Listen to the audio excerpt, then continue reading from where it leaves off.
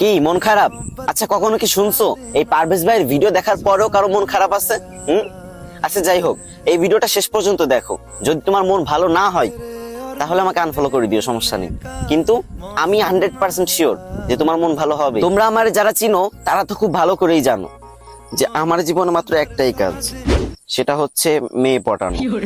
মানে যেটা দেখি ভাই সেটারই ভালো লাগে, এইটার থেকে ওইটা সুন্দর, ওইটার থেকে এটা সুন্দর। তো কালকে হঠাৎ করে দেখলাম ফেসবুকে একটা মেয়ে আমার ফ্রেন্ড লিস্টে সেই স্টোরি দিছে, উফ অসাধারণ। আমি তো ভাই সাথে সাথে অনেকগুলো লাভ রিয়েট মেরে দিলাম, তারপরে মেসেজ দিতে গেলাম। তো ভাবলাম সবাই তো হাই হ্যালো কেমন আছেন এগুলো মেসেজ দেই, তো আমি এগুলো দিব না। আমি প্রথমেই বললাম, আচ্ছা এই ফাজিল মেয়ে, হ্যাঁ তুমি কি আমার বাঁচতে দিবা না নাকি? তখন মেয়েটা কনফিউজড হয়ে বললো, আমি আবার কি করলাম? তখন আমি বললাম, কি করো নাই মানে? তোমার প্রেমের পুকুরে আমার ডুবিয়ে মারতেছো। তখন মেয়েটা বলল, সামনে তো কোনোদিন পাইনি, যদি একদিন পাই তাহলে ড্রেনের পানিতে চুবিয়ে মারবো। তখন আমি বললাম, উফ অসাধারণ, তুমি রেগে গেলে তোমাকে এত সুন্দর লাগে। তখন মেয়েটা আরো রেগে গিয়ে বলল, এই তোমার প্রবলেমটা কি? হ্যাঁ।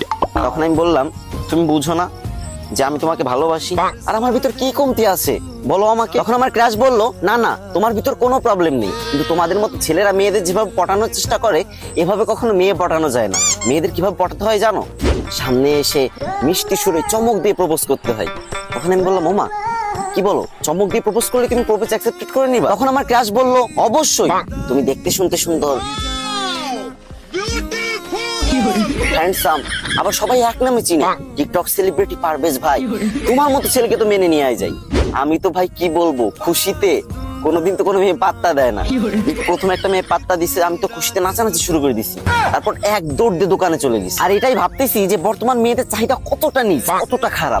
গোলাপ ফুল দিয়ে কত সুন্দর করে প্রপোজ করতাম না, তাতে তাদের হবে না, এখন চমক দিয়ে প্রপোজ করতে হবে। তো তখন আর গোলাপ ফুলের দোকানে গেলাম না, মুদিখানার দোকানে গিয়ে মামাকে বললাম, মামা এক বোতল বড় চমক দাও তো।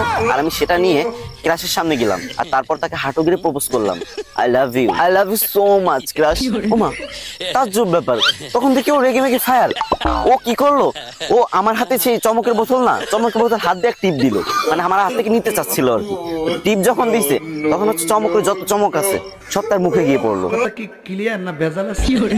আর আমাকে দাঁড় করে এই মুখে একটা থাপ্পড়, এই মুখে একটা থাপ্পড় দিল। এবারও মেয়ে পটাতে ব্যর্থ হলো তোমাদের টিকটক সেলিব্রিটি পারভেজ ভাই। তাতে কি হয়েছে, ওই যে একজন একটা দামি কথা বলছিল না, যে একটা মেয়েকে 100 বার প্রপোজ না করে 100টা মেয়েকে একবার করে প্রপোজ করো, সফলতা আসবেই। তো এখন আমি ভিডিও করা শেষ করে আরেকটা মেয়েকে প্রপোজ করতে যাবো, ঠিক আছে? তোমরা যদি এই গল্পটা শুনতে চাও তাহলে ভিডিও নিচে শেয়ার অপশন আছে না, একটা শেয়ার করে দাও, তোমার একটা বন্ধুর কাছে একটাবার শেয়ার করে দাও।